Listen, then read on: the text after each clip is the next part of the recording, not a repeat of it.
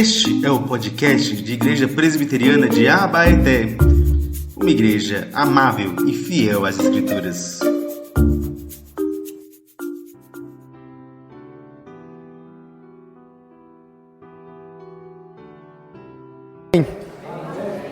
Meus irmãos, sem mistério, né?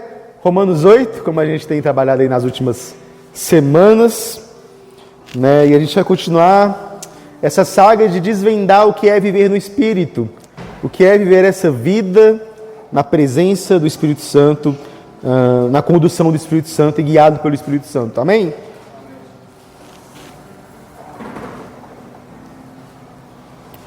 A partir do verso 18, então, meus irmãos.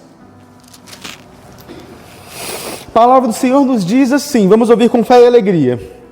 Porque para mim, tenho por certo que os sofrimentos do tempo presente não podem ser comparados com a glória a ser revelada em nós.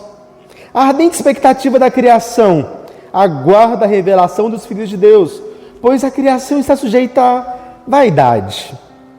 Não por sua própria vontade, mas por causa daquele que a sujeitou, na esperança de que a própria criação será libertada do cativeiro da corrupção para a liberdade da glória dos filhos de Deus. Porque sabemos que toda a criação, a um só tempo, geme e suporta as angústias até agora. E não somente ela, mas também nós, que temos as primícias do Espírito, igualmente gememos em nosso íntimo, aguardando a adoção de filhos, a redenção do nosso corpo. Porque na esperança fomos salvos. Ora, esperança que se vê não é esperança. Pois quem espera o que está vendo? Mas se esperamos o que não vemos, com paciência o aguardamos. Amém? Irmãos, oremos mais uma vez. Deus, muito obrigado, Senhor, porque estamos aqui diante da Tua Palavra. Que o Teu Santo Espírito, Senhor e Doador da vida, aquele que nos liberta da escravidão da lei e do pecado, possa conduzir a nossa mente, o nosso coração, para o entendimento mais claro do Senhor nessa noite. Que possamos, de fato, sermos moldados à imagem do Teu Filho amado Jesus. Que essa pregação possa ser guiada pelo Teu Santo Espírito, em quem nós temos tanto meditado, de quem nós aprendemos tanto e que nos conforta tanto. Ó Deus, no nome do Teu Filho, que nós choramos essa noite. Amém. Meus irmãos, Raquel de Queiroz, uma das grandes escritoras e poetisas brasileiras, ela expressa no seu livro Dora Dorarina, bem na introdução do livro, um sentimento, uma sensação que nós conhecemos muito bem. Ela começa o seu livro dizendo: doer dói sempre. Só não dói depois de morto, porque toda a vida é um doer. Toda vida é um doer. O que Raquel de Queiroz está falando aqui é desse sentimento, dessa dor que há dentro de nós. Essa sensação de que parece que tem algo errado no mundo. Essa sensação de que algo está terrivelmente destruído dentro de nós. Terrivelmente esfacelado. Ela nos conta desse sofrimento, dessas angústias que sofremos, das dores deste mundo quebrado. E aí, quando a gente olha para tudo isso, quando a gente olha para essa dor dentro de nós, quando a gente olha para o fato de que, sim, a vida toda é um doer. A vida toda parece ser um carregar sofrimento atrás de sofrimento. Quando a gente olha para isso, a gente tem que se perguntar: será que tem sentido nisso tudo? Ou será que esse sofrimento, será que ele tem um significado? Será que existe sentido para tudo isso que a gente vive? E nós não somos os únicos a nos perguntar isso. Afinal, né, a gente já tem aí mais de 4.000, 6.000 anos de história humana aí que a gente conhece, de culturas e pensamentos. E o Antigo Testamento mesmo tem todo um livro dedicado a essa questão. Aquele que a gente muitas vezes tem até medo de ler por causa das suas complexidades, né? O famoso livro de Jó. O livro de Jó, que conta a história de um dos homens, talvez um dos homens que mais sofreu nessa terra. Um homem que Satanás o afligiu de tal maneira que ele perdeu seus bens, perdeu seus filhos, perdeu a fidelidade de sua esposa, perdeu a sua saúde física, emocional. E o livro de Jó, então, é um livro que, sendo um livro poético, ecoa essas dúvidas do nosso coração, ecoa essas dores, ecoa esse sentimento de maneira também muito profunda. Não é só Raquel de Queiroz, no século XX, que escreveu sobre isso, mas Jó também falou sobre isso. Jó também cantou, escreveu e poetizou sobre isso. E uma de suas poesias, um de seus poemas, lá no capítulo 3, aquele mesmo capítulo em que ele amaldiçoa o dia do seu nascimento, ele diz o seguinte: por que se concede luz ao miserável e vida aos de coração amargurado, que esperam a morte e ela não vem, que cavam à procura dela mais do que tesouros ocultos, que se alegrariam por um túmulo e exultariam se achasse a sepultura? Por que se concede luz ao homem cujo caminho é oculto e a quem Deus cercou de todos os lados? Por que em vez do meu pão vêm gemidos e os meus lamentos se derramam como água? Aquilo que temo me sobrevém e o que receio me acontece. Não tenho descanso, não tenho sossego, não tenho repouso, só tenho inquietação. O que Jó está falando aqui? Jó também está falando desse sentimento, dessa dor, dessa sensação que ele tem de que às vezes ele preferia estar morto do que sofrer tudo aquilo que ele estava sofrendo. Todas as dores desse mundo, todas as dores dessa vida. E a palavra de Deus está nos mostrando então que, diferente do que muitos acham, não é errado a gente questionar o porquê.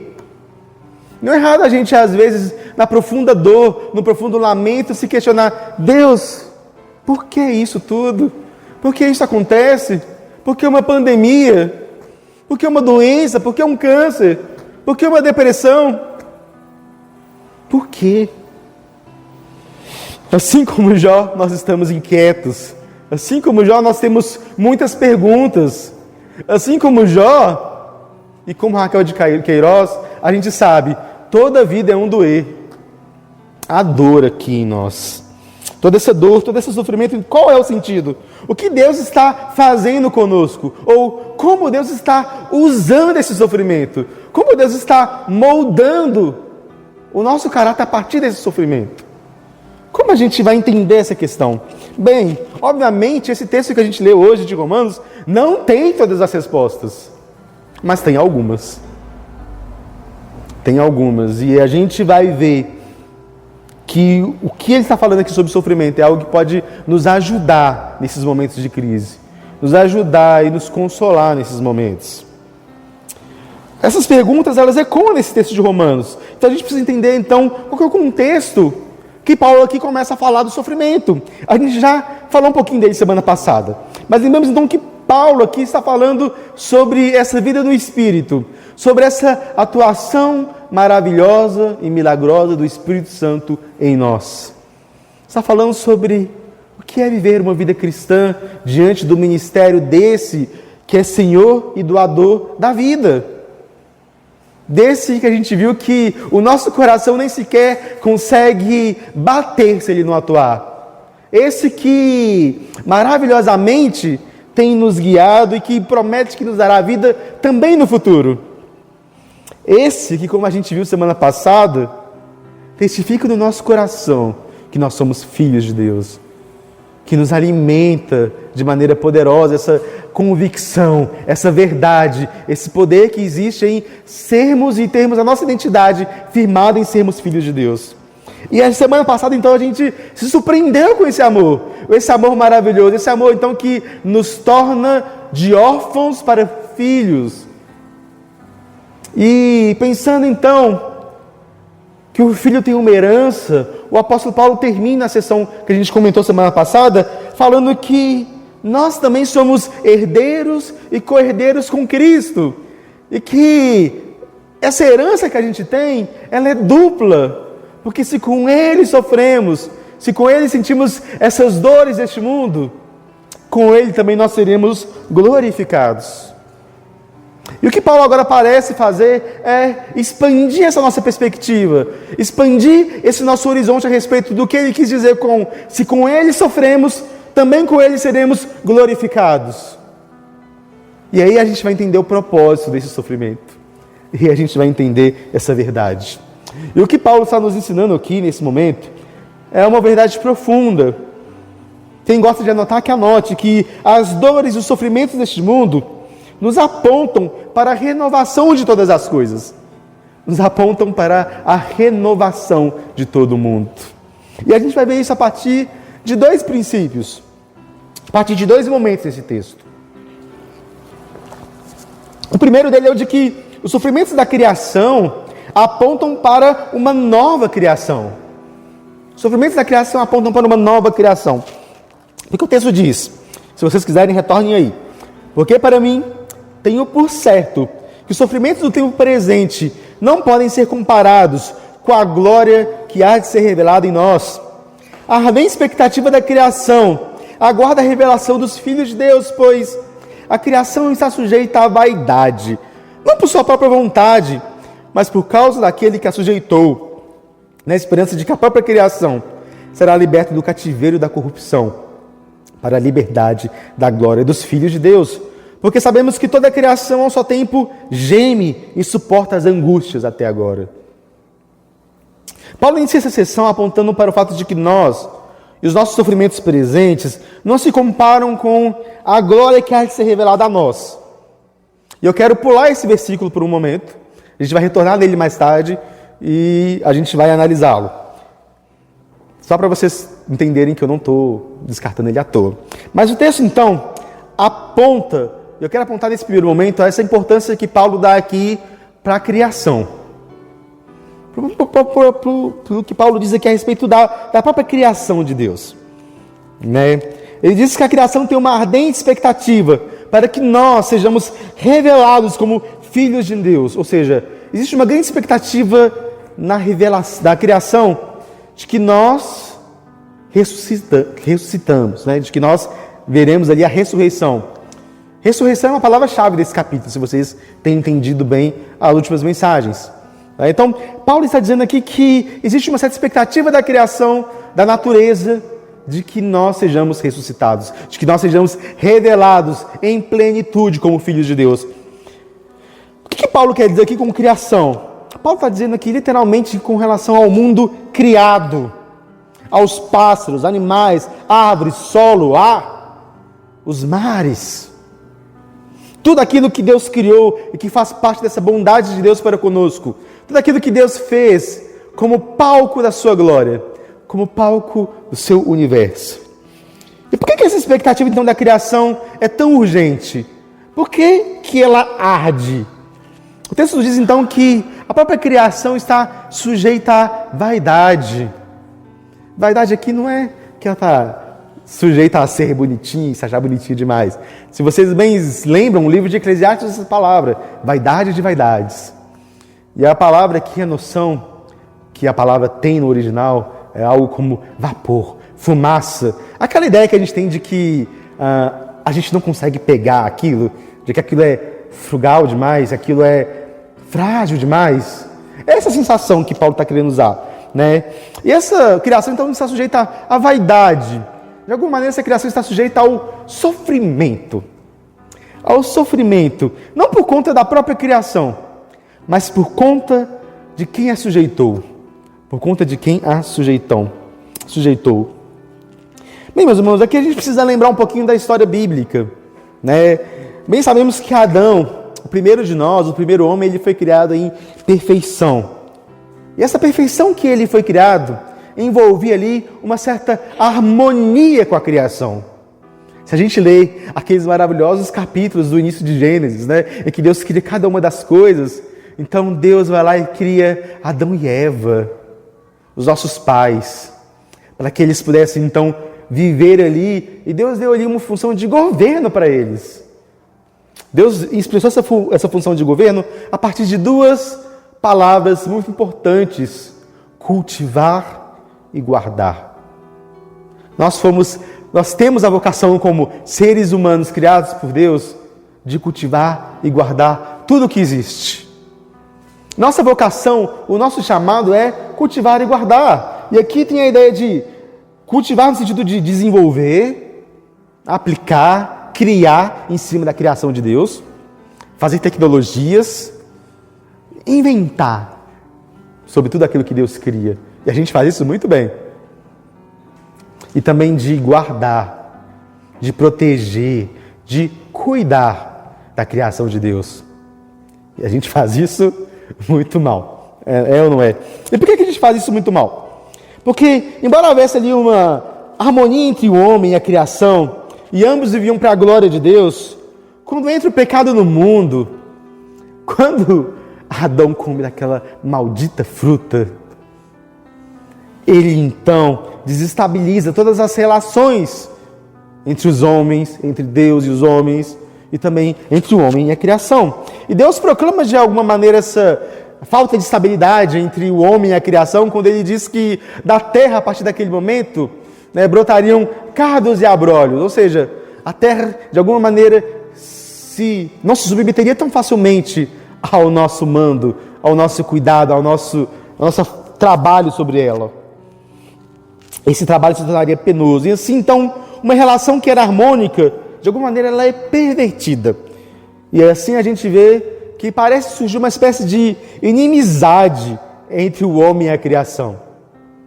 Uma espécie de inimizade entre o homem e aquele ambiente que ele vive. Se a gente pensar bem, isso se expressa de maneira muito adequada no medo que a gente tem de certos animais, é ou não é?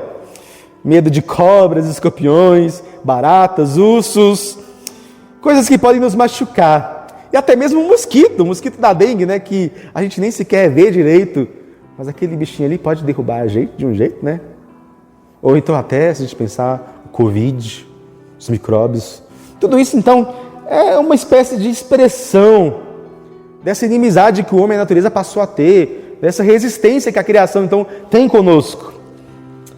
A gente gosta de ouvir histórias sobre isso, é ou não é? Talvez um dos grandes livros aí da história da literatura seja Moby Dick, a história daquela grande baleia branca, assassina, sagaz, que está tentando capturar aquele capitão Ahab, que perdeu uma perna para ela. E aquela batalha entre o homem e a baleia se torna uma batalha épica. A gente também tem o filme lá do Leonardo DiCaprio, que rendeu um Oscar para ele, O Regresso, em que ele e aquela ursa lutam entre a vida e a morte. O homem e a criação, o homem e a natureza, nesse vai, nesse vem, nesse vai, nesse vem. Histórias que nos lembram como a criação pode de alguma maneira ser hostil e perigosa. Mas também tem um outro lado, o fato de que nós também podemos ser bastante hostis e perigosos com a própria criação de Deus, com a própria natureza que Deus criou. O homem que deveria cultivar e guardar a criação, agora de alguma maneira está conduzindo essa criação a uma espécie de escravidão. O nosso consumo, a nossa sede às vezes por poder, a ganância dos homens, está aí a cada dia destruindo e destruindo a criação de Deus. Quantas espécies de animais já foram extintas? Quantos animais que foram criados por Deus para expressar a glória dele se perderam porque os homens, em seus absurdos de poder, de ganância, mataram, destruíram? Quantas espécies estão em perigo iminente por conta de caçadores, pescadores, por conta da poluição, por conta daquilo que a gente faz? O quanto o homem tem desmatado, destruído, corrompido aquilo que Deus criou para que a gente pudesse, de alguma maneira, glorificar Ele, e a gente transforma isso em pó, apenas para que a gente possa, às vezes, consumir mais ou ter mais coisas. Sim, meus irmãos, o cristão precisa pensar nessas coisas também. A gente é chamado a pensar de alguma maneira nesse aspecto, porque se a criação está sujeita à vaidade, essa sujeita à vaidade por nossa causa, porque nós é que a sujeitamos a isso, nós é que colocamos ela nesse risco.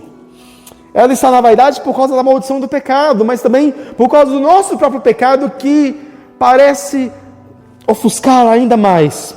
Se toda a vida é um doer, Isso não começa com nós, mas começa com a própria criação de Deus.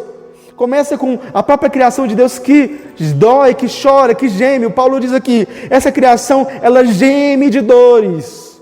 Ela está ali doendo nela. Ela suporta as angústias. Ela está aguardando. E por que ela suporta até agora? Por que ela suporta até agora? Porque ela também, de alguma maneira, tudo isso significa que ela vai ser libertada dessa corrupção. A promessa de Deus, a esperança de que toda a criação vai ser liberta desse cativeiro dos filhos de Deus. Meus irmãos, olhem que promessa linda. Às vezes a gente não para pensar o quanto isso é belo, o quanto isso é precioso, porque a salvação que Jesus oferece, a salvação que Jesus dá a nós, não é uma salvação que se limita apenas a nós mesmos, mas é uma salvação que engloba tudo aquilo que Deus criou. Engloba tudo aquilo que Deus fez, engloba tudo aquilo que Deus criou. A gente às vezes, por engano, a gente não consegue entender que toda a criação é alvo e palco da glória de Deus. Este mundo que Deus criou, Deus não criou este mundo para abandoná-lo, mas Ele criou esse mundo para redimi-lo. Muitas vezes a gente é acusado como cristãos de se preocupar pouco com temas relacionados ao meio ambiente, ao desmatamento, à conservação deste mundo. E creio que muito disso está certo, porque a gente não consegue entender e compreender que nós mesmos estamos destruindo a natureza, que nós mesmos fazemos parte, somos chamados a isso. A gente pensa muito que a nossa salvação, a gente tem muito esse entendimento de que a nossa salvação é uma forma de se libertar desse mundo material, numa forma ali de ideal platônico, de que o que importa é o mundo das ideias, é a gente virar alminha penada depois que a gente morre, cantando Santo, Santo nos céus. Quando a gente esquece que a criação de Deus é importante. A criação de Deus é importante. A promessa maravilhosa de Deus não é que esse mundo vai se explodir e que a gente vai viver como anjinho no céu, mas é antes que este mundo será restaurado. De que esse mundo será renovado, que esse mundo será livre da condenação do nosso pecado. E essa criação então é restaurada, então nós como filhos amados de Deus, voltaremos a cumprir de fato a nossa vocação original. A salvação que Deus oferece não é uma quebra daquele padrão que Ele estabeleceu de que nós cultivarmos e guardarmos, mas antes é a redenção disso, é o fato de que nós voltaremos então a guardar e proteger e amar e cultivar essa linda criação de Deus. Meus irmãos, então me repare a beleza deste mundo. Repare que mesmo este mundo estando quebrado, mesmo este mundo estando doído e gemendo de dores, esse mundo tem tanta beleza que não cansa os olhos. Esse mundo tem tanta coisa que expressa a glória de Deus. Mesmo em seus gemidos, mesmo em suas dores, a gente pode ver a beleza e a glória de Deus contemplada nessa criação. E aí a gente me pergunta e pergunta a vocês, o quão mais belo será? O quão mais belo será quando a criação for tirada dela todo esse peso, toda essa dor? O quão mais belo será? Quanta beleza não haverá nas nossas vistas? O mundo será restaurado. E essas dores da criação vão encontrar o seu propósito. Doeu para que ela pudesse ser restaurada, recriada. Isso não nos aponta para o segundo ponto, então, que Paulo vai trabalhar aqui. De que os nossos próprios sofrimentos, então, apontam para a nossa glorificação. Assim como o sofrimento da criação aponta para a redenção da criação, os nossos sofrimentos também vão apontar para nossa própria glorificação. Porque ele continua dizendo, e não somente ela, mas todos nós que temos as primícias do Espírito, igualmente gememos em nosso íntimo, aguardando a adoção dos filhos e a redenção do nosso corpo. Porque na esperança fomos salvos. Ora, esperança que não se vê não é esperança. Pois quem espera o que está vendo? Mas se esperamos o que não vemos, com paciência o aguardamos. Ora, não apenas a criação geme e está sujeita à vulnerabilidade, mas nós também gememos. Nós também sentimos essas dores. Nós também sentimos a aflição desse mundo. Todos nós conhecemos a dor. Todos nós conhecemos a morte, conhecemos o luto. Lidamos com as nossas doenças e as doenças das pessoas que nós amamos. Lidamos com a vulnerabilidade do nosso corpo e da nossa vida física. Lidamos com os nossos fantasmas internos, as nossas depressões, as nossas ansiedades, as nossas síndromes, todas essas coisas que nos atingem. Nós sofremos neste mundo com a rejeição e a oposição dos homens, com aqueles que querem nos destruir, com aqueles que querem nos matar, com a maldade dos homens, aqueles que nos caluniam, que nos difamam. Nós sofremos com os ataques de Satanás, que nos atenta, que nos tenta, que nos faz sentir dores. Uma série de sofrimentos.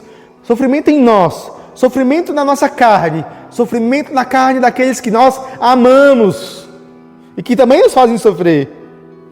Algo que nos lembra de que toda a vida é um doer, de que parece que essa dor não cessa.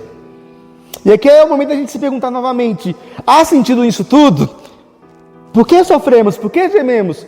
Por que choramos? Obviamente a primeira resposta é simples: por conta do pecado. O mesmo pecado que seduziu e escravizou a criação, também nos seduz e nos escraviza. O mesmo pecado faz isso conosco, nos traz dores deste mundo, nos traz sofrimentos, nos lembra de que vivemos nesse mundo quebrado, nesse mundo caído. E do mesmo jeito então que a criação geme, nós também gememos, nós também choramos de aflição. Mas do mesmo jeito que esse gemido da criação aponta para a redenção dela, isso acontece conosco. O nosso corpo geme de dor, mas esse gemido de dor, essa dor incontida, é também um gemido de esperança. Um gemido que nos faz ansiar e querer provar um mundo em que essas dores não mais existam. Provar um mundo em que tudo isso cessará. Provar um mundo em que essas coisas vamos acabar. Isso me faz então lembrar o modo como o próprio Cristo, o nosso Senhor e Salvador, se submeteu a esse sofrimento. É interessante como esse capítulo de alguma maneira já começa nos lembrando disso, quando ele diz que Jesus é o verbo que veio em aparência de carne pecaminosa. A gente já falou sobre isso. Isso nos faz lembrar que sim, sofremos. Gememos, choramos. Mas de algum modo, mesmo que alguns desses sofrimentos não façam nenhum sentido para nós, isso está relacionado ao nosso próprio pecado, à nossa própria ação, ao nosso próprio ato mal neste mundo. Mas Jesus é aquele que, mesmo não tendo pecado, mesmo não tendo amado este mundo, mesmo não tendo sido seduzido por esse poder das trevas, Jesus é aquele que se submeteu a esse mesmo sofrimento que nós. Aquele que sofreu essas dores, aquele que nos amou tanto que se sujeitou a essas dores do mundo caído. Pense na dor que você sente, essa dor que parece que não dói. Quem se submeteria a esse sofrimento de maneira voluntária por você, se não fosse o próprio Senhor? E é isso que Jesus faz conosco. Ele assume essas dores, Ele assume esse sofrimento, Ele faz isso a nós, e Ele então faz isso para que na sua própria carne esteja decretada o fim dessa dor, o fim dessa escravidão, o fim de tudo isso. E então, quando Ele assume essa dor a tal ponto de que Ele morre por nós, a maior dor que talvez a gente possa sentir, a dor de nos separarmos de nós mesmos, a dor de nos separarmos de Deus profundamente, quando Ele prova desse cálice até o fim, Ele então ressuscita em glória. Ele traz a esse mundo um novo sopro de vida. Ele traz a este mundo essa esperança da nova criação. Jesus, Ele vem trazendo, juntamente com a sua ressurreição, o alívio para essas dores. Ele vem trazendo juntamente com Ele a nova esperança, a nova criação. Ele é o primogênito dentre os mortos, porque nele agora tudo se faz novo. Ele então ressuscita justamente por isso, meus irmãos. Isso nos ajuda a entender então o propósito do nosso próprio sofrimento. Voltemos então ao versículo inicial. que a gente pulou. Porque para mim, tenho por certo que os sofrimentos do tempo presente não podem ser comparados com a glória que há de ser revelada em nós. Essa glória que há de ser revelada em nós, meus irmãos, foi revelada na pessoa e na figura de Jesus. Jesus ressurreto, Jesus ali em novidade de vida, Jesus que abriu aquele túmulo, é o que seremos. Ele é essa glória que há de ser revelada em nós. E quando a gente contempla Ele, a gente tem agora essa nova esperança, essa nova vida. E a gente vai lembrar então que, embora esse sopro de vida, esses sofrimentos do tempo presente sejam dolorosos, eles não podem ser comparados com aquilo que seremos. Eles não podem ser comparados com a esperança que Jesus está nos prometendo. Eles não podem ser comparados com nada disso. Porque Jesus é mais. Jesus é mais do que essas dores. Jesus, Ele é mais do que tudo isso. Esse sentimento que a gente tem de que a dor, de que o sofrimento é pesado demais, precisa ser medido então e remediado, meus irmãos, com o sentimento e a esperança de que a nossa redenção será maior do que isso. De que aquilo que Deus fará em nós, de que aquilo que Deus está preparando para nós, de que essa nova criação, tudo isso será maior. E é impossível então a gente olhar para isso tudo e não se lembrar de outro texto que Paulo mesmo escreveu lá em 2 Coríntios 4, onde ele diz: porque a nossa leve e momentânea tribulação produz para nós eterno peso de glória, acima de toda comparação, na medida de que não olhamos para as coisas que se veem, mas para as coisas que não se veem. Porque as coisas que se veem são temporais, mas as que não se veem são eternas. Essa nova vida é vida eterna. Vida eterna em Jesus. Vida eterna que começa naquele que ressuscitou dos mortos. Ora, se a sua carne foi afligida por nós, sua carne também foi glorificada por nós. E aí a gente pode lembrar que, sim, embora toda dor, toda vida seja um doer, toda dor é por enquanto. Toda dor é por enquanto. Essa dor que parece que não para, vai parar. Esse sofrimento que parece que não cessa, ele vai cessar. E quando cessar, será maravilhoso, será transformador. Porque, de algum modo, esse sofrimento, essas dores, eles se converterão em glória. De algum modo, Deus está usando esse sofrimento, transformando ele em esperança e nos moldando através desse sofrimento. A esperança de que Deus sabe o sentido desse sofrimento todo. Jó não sabia, mas no final de Jó, no final do livro, quando ele então passa por toda aquela experiência profunda, ele diz: antes eu te conheci só de ouvir falar, mas agora os meus olhos te veem. Porque a dor, o sofrimento provocou nele mais semelhança com Deus. E é isso que o sofrimento não faz em nós. Ele nos transforma, ele nos molda, nos prepara para esse futuro em glória. E é por isso então que para quem tem um Espírito, que é a primícia do Espírito, como diz o texto, a esperança de que mesmo que a gente não veja, mesmo que a gente não entenda esse sofrimento, ele tem um sentido, ele tem um propósito, porque ele nos torna mais parecidos com Jesus. Ele nos prepara para esse dia em glória, esse dia em que a gente vai encontrá-lo com ele face a face, em que esse choro vai se transformar em alegria.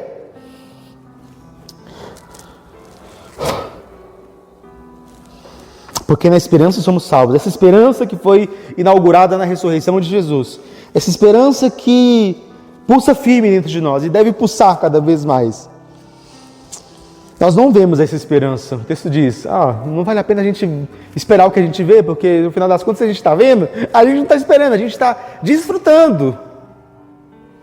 Mas a esperança daquilo que a gente não vê, daquilo que a gente tem certeza, mesmo que a gente não veja, mesmo que não pare de doer, mesmo que Deus não nos livre do sofrimento, agora e aqui, Ele vai nos livrar no futuro. Ele renovará a nossa mente, renovará o nosso coração. E assim a gente aprende a esperar, assim a gente aprende a, mesmo em meio à dor, mesmo em meio ao sofrimento, a aguardar e ansiar por aquilo que Deus fará, porque Ele fará, Ele transformará, Ele renovará todas as coisas, porque o seu poder se aperfeiçoa na nossa fraqueza. Então, quando a gente se encontra fraco diante de Deus, quando a gente se dobra diante dEle, quando a gente usa esse sofrimento para deixar com que Ele trabalhe em nós, nós somos aperfeiçoados, nós somos transformados, e essa dor se transforma em glória. E é por isso então que eu quero terminar esse sermão contando uma história. A gente cantou aqui o hino, né? A gente cantou: que segurança tenho em Jesus. Esse hino foi escrito por uma mulher chamada Fanny Crosby. Fanny Crosby foi uma cristã metodista que nasceu ali nos Estados Unidos no ano de 1820. E ela foi uma das compositoras mais talentosas da história da igreja, talvez. Tantos hinos que nós cantamos aqui, que são dos nossos hinários, foram compostos por ela. E ela é uma mulher singular, que viveu uma vida alegre, cantando essa esperança, mesmo em meio a muito sofrimento. Quando ela nasceu, com poucos meses de vida, ela teve um problema de saúde. E aí, o médico ali, que parece que era meio picareta, fez com que ela ficasse cega.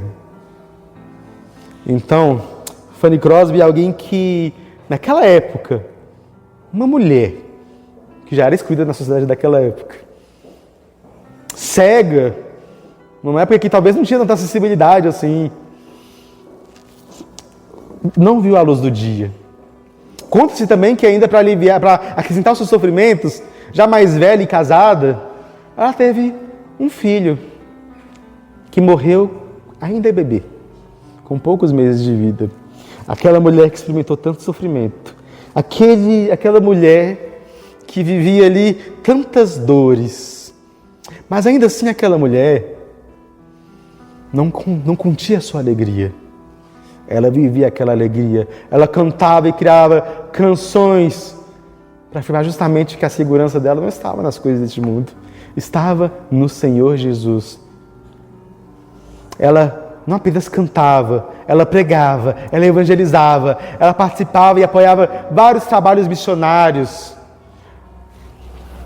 Diz então que no fim da morte dela, ela diz assim: creio que a maior bênção que o Criador me deu foi permitir que a minha visão externa fosse fechada.